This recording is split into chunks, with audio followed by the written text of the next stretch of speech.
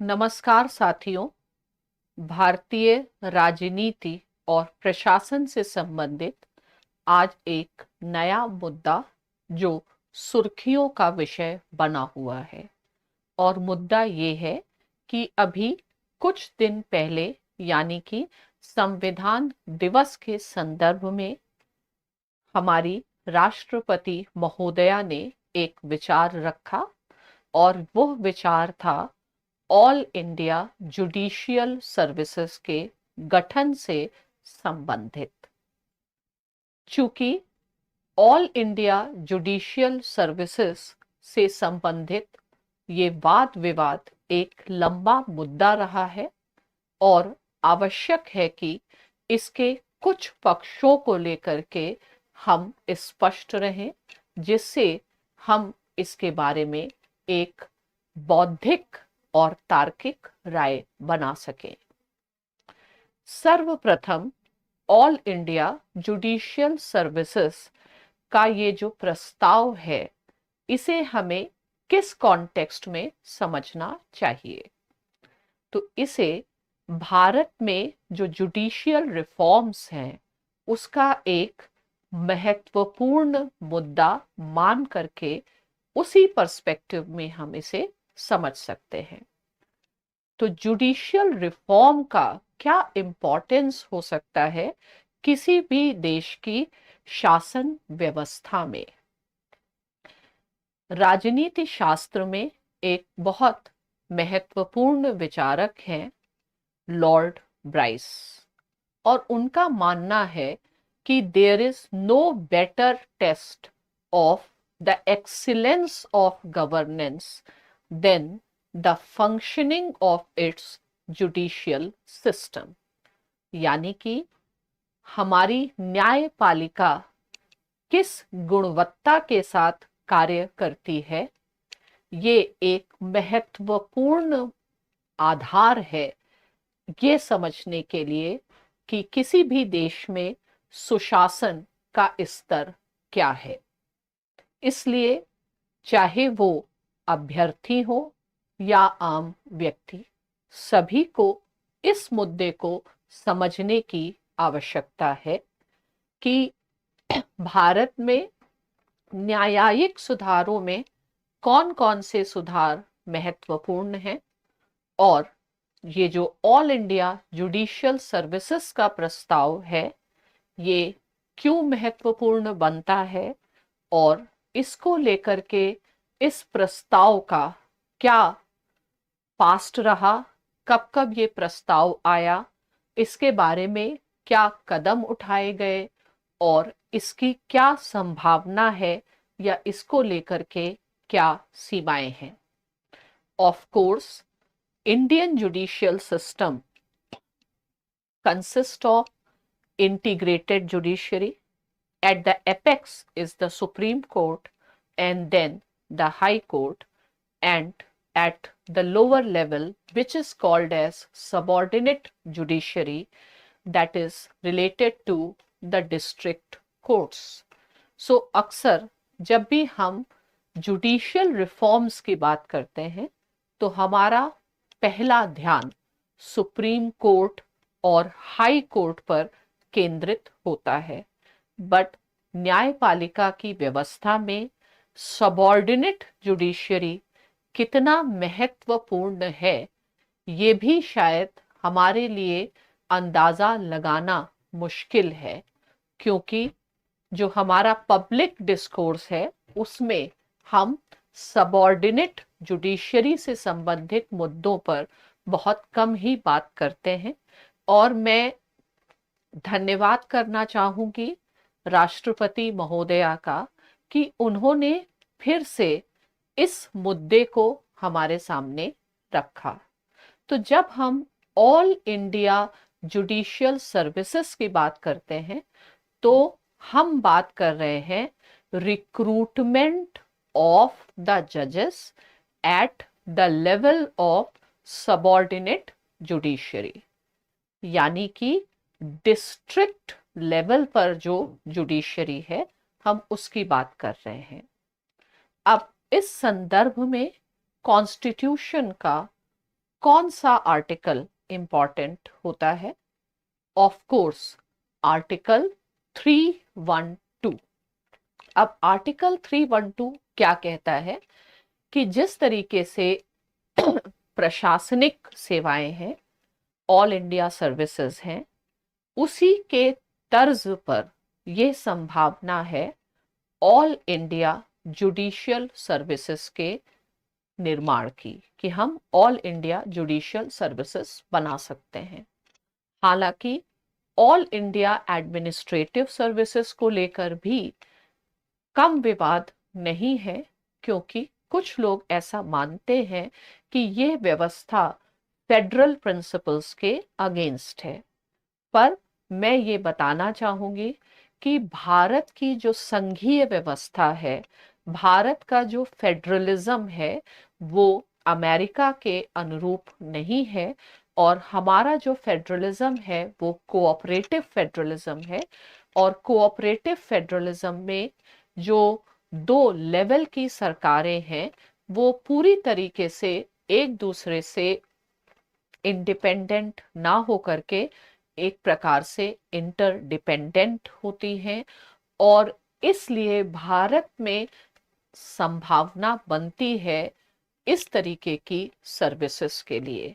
और चूंकि ये मुद्दा संघीय व्यवस्था से जुड़ा हुआ है, इसलिए संविधान के अनुच्छेद 312 में ये व्यवस्था है कि यदि राज्यसभा में 2/3 मेजॉरिटी से यह रेजोल्यूशन लाया जाता है कि एक नई ऑल इंडिया सर्विसेज का निर्माण किया जाए, तो यूनियन पार्लियामेंट के पास ये पावर आती है कि वह इस व्यवस्था को आगे ले जाए। अब ध्यान देने वाली बात ये भी है कि इसी आर्टिकल में ये भी लिखा गया है कि जब हम ऑल इंडिया जुडिशियल सर्विसेज की बात करेंगे तो उसका तात्पर्य होगा डिस्ट्रिक्ट जज के लेवल की जो व्यवस्था होगी, और इससे नीचे की व्यवस्था की हम बात नहीं करेंगे। तो डिस्ट्रिक्ट जज एक संवैधानिक पोस्ट है। कौन कौन से नाम डिस्ट्रिक्ट जज के लिए जाते हैं, इसका भी वर्णन कॉन्स्टिट्यूशन में दिया गया है।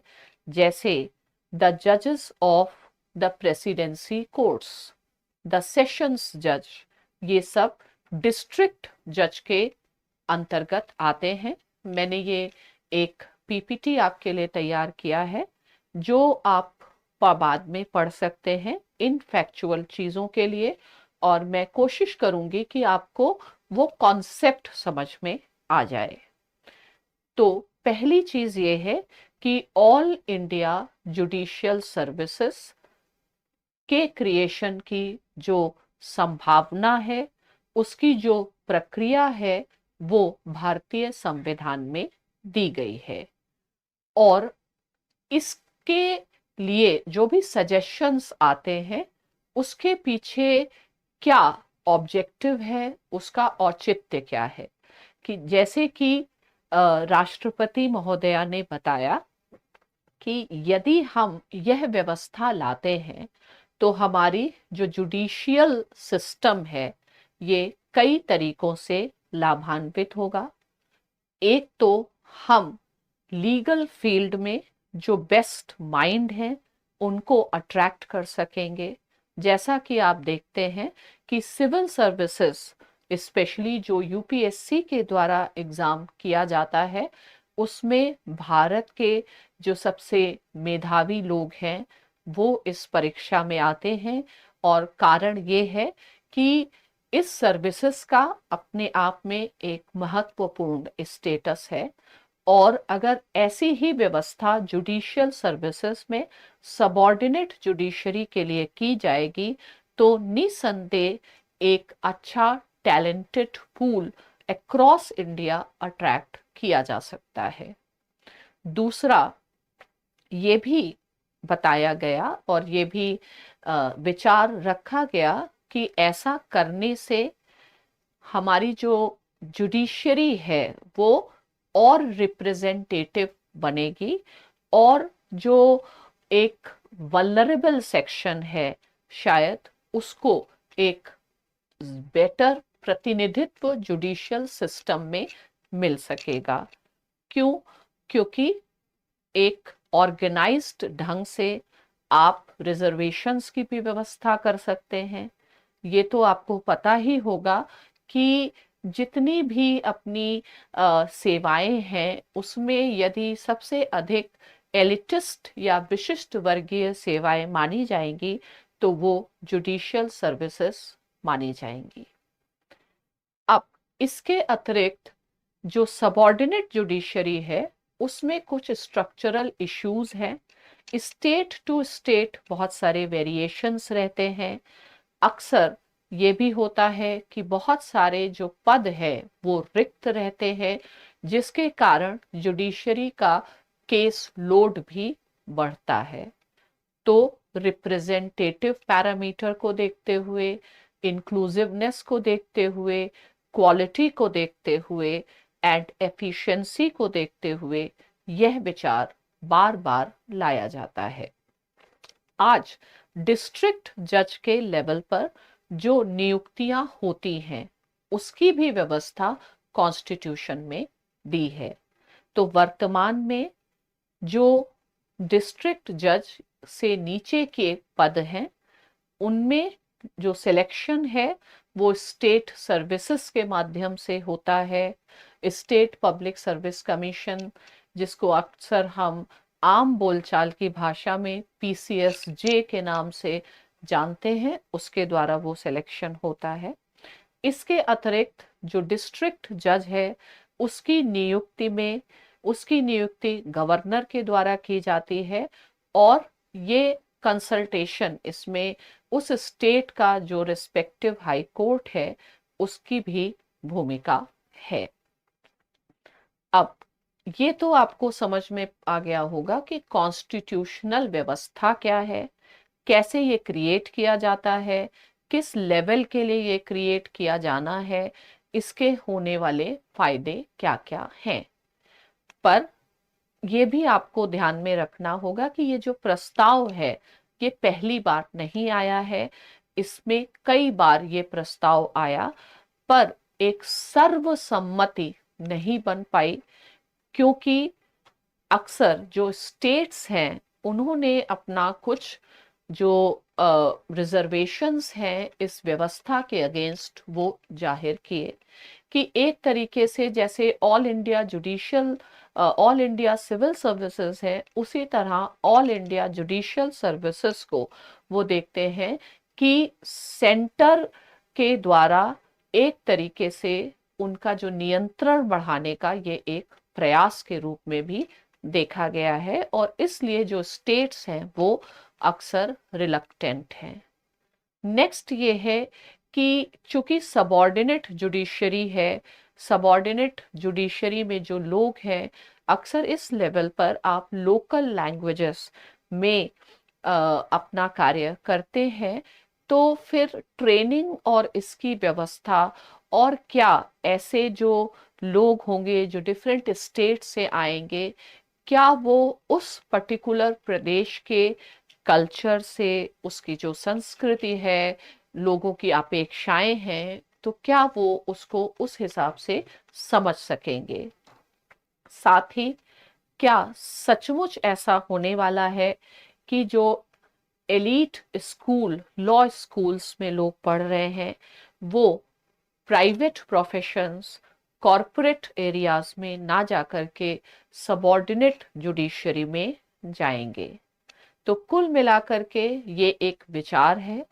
यदि यह विचार लागू किया जाए तो निश्चित हमारी जुडिशियल सिस्टम में काफी सकारात्मक परिणाम आ सकते हैं, पर चूंकि ये जुडिशरी से संबंधित मुद्दा है अतः और भारतीय व्यवस्था एक संघीय व्यवस्था है, इसलिए इन सब व्यवस्थाओं को कायम करने के लिए राज्यों के साथ आम राय बनाना भी आवश्यक है।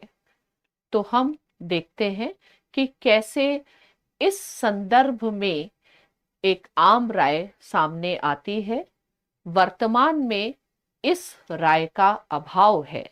पर अच्छी बात यह है कि ये मुद्दा काफी समय से लंबित है और एक मुद्दा जब तक पब्लिक डिस्कोर्स का विषय नहीं बनता है तब तक उसके सभी पहलुओं को समझना उतना मुश्किल और उतना एक तरीके से आसान नहीं होता है। तो कम से कम जो माननीय राष्ट्रपति महोदया हैं, उन्होंने जब इस मुद्दे को उठाया है तो मेरे अनुसार बेस्ट चीज ये है कि हम लोग इसके बारे में सोचेंगे, राय बनाएंगे, ये पब्लिक डिस्कोर्स का विषय बनेगा और गहन रूप से इस मुद्दे का विश्लेषण किया जाएगा। चलिए, जो पीपीटी मैंने बनाया है और उसमें आपकी परीक्षा से संबंधित जो कुछ चीजें हैं वो मैं क्विकली बता देती हूँ। तो ये जो विचार है ये कॉन्स्टिट्यूशन डे के सेलिब्रेशन के संदर्भ में रखा गया था और राष्ट्रपति महोदया का मानना था कि इससे जुडिशरी डाइवर्स बनेगी और मार्जिनलाइज्ड सेक्शन का रिप्रेजेंटेशन इससे बढ़ सकता है। नेक्स्ट उनका ये भी तर्क था कि इससे जो ब्रिलियंट यंगस्टर्स हैं उनको हम बेहतर रूप में आकर्षित कर सकते हैं सबऑर्डिनेट जुडिशरी को ज्वाइन करने के लिए। अब जिस कॉन्स्टिट्यूशन की मैं बात कर रही थी, आर्टिकल 312, और आर्टिकल 312 में बताया गया है कि किस तरीके से नई जुडिशियल सर्विसेज का निर्माण किया जा सकता है। तो और आर्टिकल 312 में क्लॉज 2 जो है ये बताता है कि जुडिशियल सर्विसेज का अगर डिसीजन लिया जाता है तो ये जो सर्विसेज होंगी ये डिस्ट्रिक्ट जज से इंफीरियर किसी पोस्ट के लिए नहीं होंगी। अब इससे क्या होगा कि एक तरीके का सेंट्रलाइजेशन हो जाएगा, यानी कि जब हम सेंट्रलाइजेशन करते हैं तो स्टैंडर्डाइजेशन भी होता है, लेकिन जब हम सेंट्रलाइजेशन करते हैं तो फेडरल फंक्शनिंग को लेकर के कुछ मुद्दे भी या कुछ आशंकाएं भी सामने आती हैं। और मेरी समझ से इस विषय पर जिस स्तर तक एक डिस्कशन पब्लिक डोमेन में होना चाहिए वो अभी तक नहीं हुआ है। और क्या अभिप्राय ये है कि जिस तरीके से यूपीएससी के द्वारा सिविल सर्विसेज की परीक्षाएं होती हैं वैसी ही व्यवस्था जुडिशियल सर्विसेज के लिए लागू की जाए। आर्टिकल 233 ऑफ इंडियन कॉन्स्टिट्यूशन और 234 ऑफ प्रेजेंट इंडियन कॉन्स्टिट्यूशन जो भी है, इसमें क्या व्यवस्था है डिस्ट्रिक्ट जज के लेवल पर नियुक्ति पर, ये दिया गया है। इसको आप ध्यान से पढ़ सकते हैं एग्जाम के पर्सपेक्टिव से भी। और ये कुछ हिस्ट्री दी हुई है कि सबसे पहले ये आइडिया 1958 में लॉ कमीशन के द्वारा आया, फिर 1978 में फिर से लॉ कमीशन की रिपोर्ट आई और फिर दिया गया। इसके अलावा साथ ही टाइम टू टाइम पार्लियामेंट ने भी कई बार कमेटीज बनाई और इस मुद्दे को रिफर किया गया। जुडिशरी ने भी 1992 में इससे संबंधित एक डायरेक्शन दिया, लेकिन बाद में फिर जुडिशरी ने ये जो मुद्दा है वो गवर्नमेंट के ऊपर छोड़ दिया। फिर 2017 में जुडिशरी ने एक सेंट्रल सिलेक्शन मैकेनिज्म की बात की। तो जुडिशरी के द्वारा प्रयास किए गए, राष्ट्रपति के द्वारा इस तरीके का विचार रखा गया, इसके साथ साथ पार्लियामेंट के द्वारा प्रयास किए गए, और साथ ही हम देखते हैं कि जो यूनियन गवर्नमेंट रही डिफरेंट पार्टीज की भी, चाहे वो कांग्रेस की हो या प्रेजेंट गवर्नमेंट हो, तो उन्होंने भी चीफ मिनिस्टर कॉन्फ्रेंसेस आदि में ये विचार बार बार रखे। लेकिन अभी भी हम कह सकते हैं कि इसके ऊपर पूरी आम राय नहीं बन पाई है। जो फॉर्मर यूनियन लॉ मिनिस्टर हैं किरण रिजिजू, इन्होंने भी अपने एक बयान में पार्लियामेंट में बताया था कि इसके संदर्भ में अभी एक आम राय या आम सहमति नहीं बन पाई है। तो मैं यही कहूंगी कि जहां तक ये मुद्दा है, we need to think more, we need to discuss more, and if we find that there are more pluses than minuses, then definitely there is a need to take this step towards the judicial reforms.